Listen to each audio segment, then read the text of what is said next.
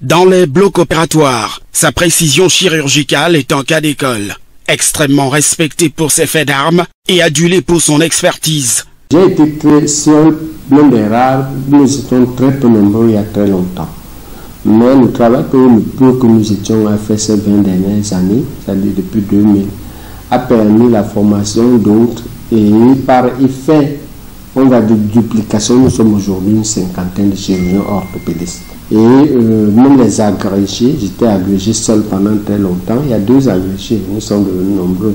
C'est ça qui me donne une certaine fierté. Au Cameroun, a aujourd'hui 3 agrégés de chirurgiens orthopédiques, une cinquantaine de chirurgiens orthopédistes.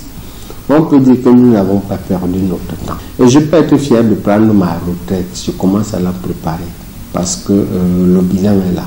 Je suis capable de dire, j'assume que tous les 10 000 médecins qui sont au Cameroun, 6 000 me doivent d'avoir participé de façon particulièrement active à la formation. 100 chirurgiens disent la même chose, c'est moi qui leur ai appris à opérer bistouri à la main. Et puis la moitié des chirurgiens orthopédistes, au moins une trentaine, me doivent un culte. On m'a reproché d'être un gourou, mais je crois que c'est ça, qu'on a pris du temps de former la jeunesse, et c'est ça qui rend notre métier passionnant. C'est le meilleur salaire que nous avons, des gens qui nous vouent un culte messianique.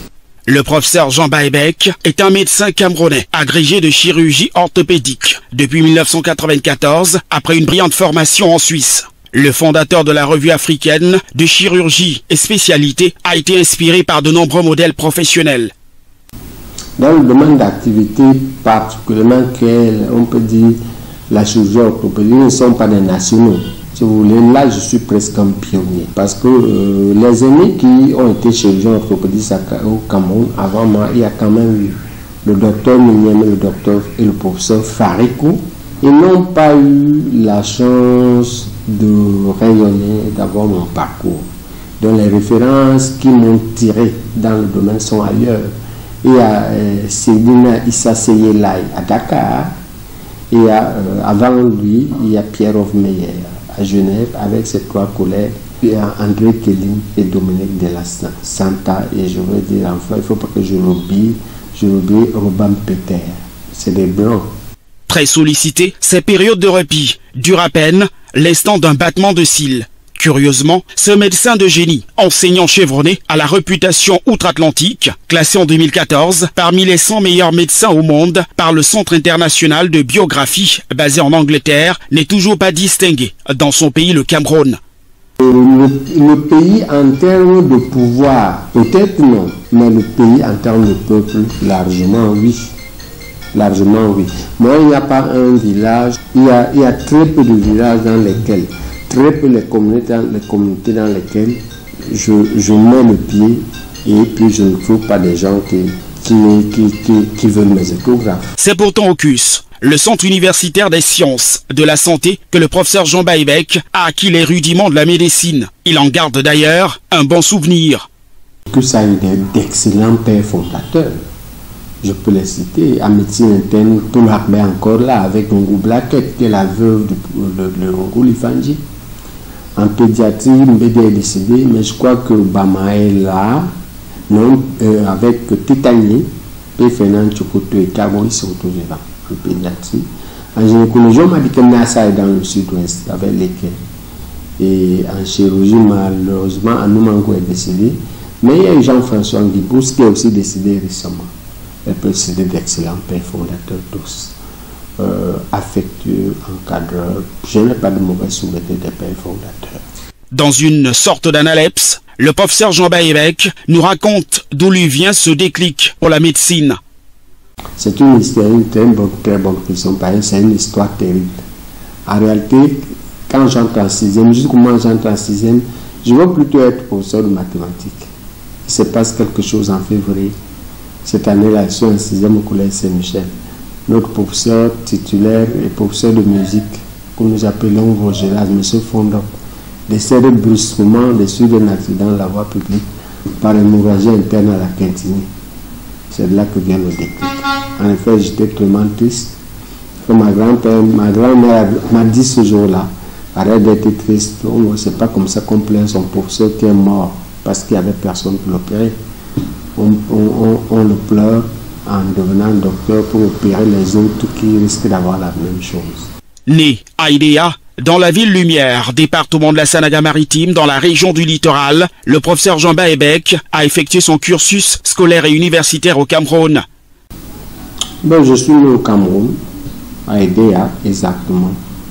Et puis j'ai fait des études primaires dans plusieurs écoles en raison de l'instabilité qui caractérise cette période-là. C'est-à-dire la période, on va dire, de 65 à 75. J'ai fait plusieurs écoles. Et j'ai terminé par l'école Sacré-Cœur de Nouvelle-Adouala.